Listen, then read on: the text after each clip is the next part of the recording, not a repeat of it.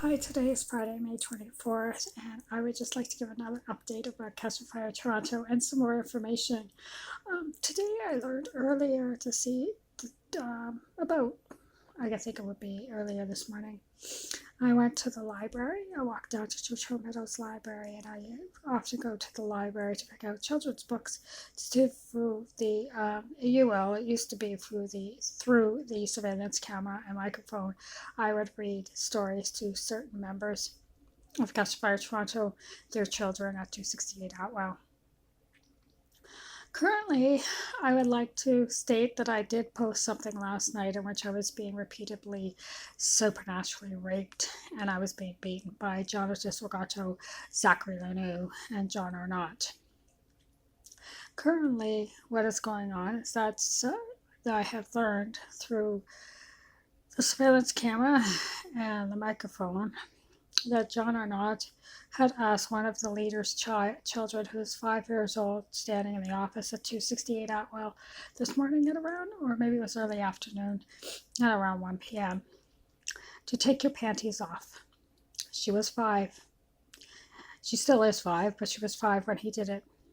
He says, "Can you please take your panties off?"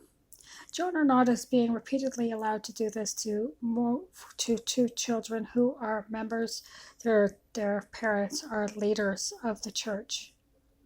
They are repeatedly allowing their children, daughters, to come into 268 Atwell, and they are repeatedly allowing their children to be exposed to a pedophile. John Arnott is a pedophile. He exposes himself and he touches young children and teenagers, young people's vaginas and penises, as well as having him take their hand and touch his penis after exposing himself. John's girls are not only, I've learned, in actuality told to wear their ring on their index fingers. John's girls are also identified by having 3 cigarette burns on their inner thigh. The 3 cigarette burns on their inner thigh, as a result, will show that they're John's girls. Many of them have them from the past, including Mary Audrey Roycroft and quite possibly his wife, Carol Arnott. In addition, there is a young girl of 5 years old, has 3 cigarette burns, and is being mutilated by John Arnott on the inner thigh. And their parents are well aware of what has happened. Now, I will speak about the second pedophile on staff. John is the founder. We have the second pedophile on staff. He is the School of Ministry Director of Gordon Harris. Gordon Harris repeatedly asked children, I say children because I am 54 years old, repeatedly asked young girls who are about to enter the School of Ministry, who are part of the School of Ministry, into a private meeting.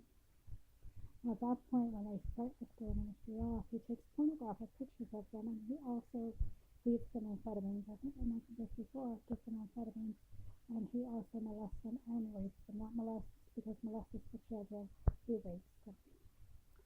However, there is one individual who is on staff who has repeatedly been raped and fed amphetamines by Gordon Harris, to the point where this individual is in actuality this individual has children, and as a result, many of them have fed amphetamines. Has in fact let me get my words straight. They have in fact developed processing problems within their brain. I do not know where he gets these amphetamines. I do know, however, that these amphetamines are given to these children, to these young women at the School of Ministry. Now let's get back to the money. The money I requested was $5 million. The money I'm requesting now is $1 million. The money that they are thinking of giving me is $750,000. However, as a cause that I receive $750,000, I will have to consummate at a hotel down the street. By consummation, this means obviously sex. In order to receive this money, I would have to have sex. The essentially, with a member of the leadership or board or whoever they so choose. This individual who wants to have sex with me or has to have sex with me will be given the money. The problem is with this is that upon consummation, I'm not guaranteed to get the money. They might change their mind. You see, what they want essentially is for me to be at Catch Fire Toronto, which I cannot go to Catch Fire Toronto. I do not wish to Catch Fire Toronto, and as I'm speaking to you, I am being supernaturally violated. And I'm guessing it's John Hosagato because he has repeatedly been doing this today. John Hosagato can, if you check the director of Supernatural Ministries, he can transcend his spirit, which means that there are apparitions that you will see on camera, in which his hands and his fingers have got now to try to get around my bottom. They are up my vagina. I have toilet paper in my vagina, and I have toilet paper in my anus. So let's get back to this consummation. The consummation is required in order to get the money. However, they do not give you half the money. They will not give you any part of the money. For sake that I will flee the country. So, after they have sex with me, I've been given a vision. That vision is that because of certain supernatural capabilities that I have, and angels that I do have surrounding me and within me, I will have a heart attack and a stroke and not be able to be revived and leave this earth. So in a sense, if I walk into a hotel room and to have consummation and not receive any money, I will leave this earth. That has been a vision our Heavenly Father has given me. I'm still being violated by John Hosagato. I would also like to say that that consummation and not guaranteeing the money to me is I was stated that I said I don't want to do it and I do not wish to do it, and I will continue to post videos and listen and provide information, any information that anybody wants actually, about John or not, and Zachary Lanu and John Hosagato and members of the staff and leadership who other members of staff and leadership and board directors who are Satanists. John is not. Zachary could potentially be.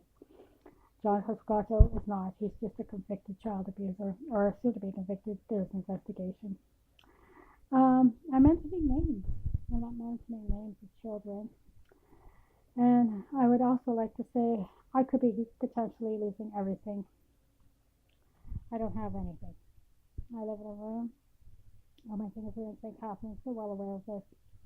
I was told that I was going to the wrong church and I should leave the church because I would not consummate and have sex or have a bedding schedule or what I say is a raping schedule. So right now, as I'm being violated, I'm going to finish this off, load it, and I'll be back with more tomorrow, possibly Sunday or Monday. Sunday is usually the day in which Melinda Jeffries chooses to take a bucket of blood and consecrate the office at 268 Atwell while everybody's in service. Thank you. Have a good day.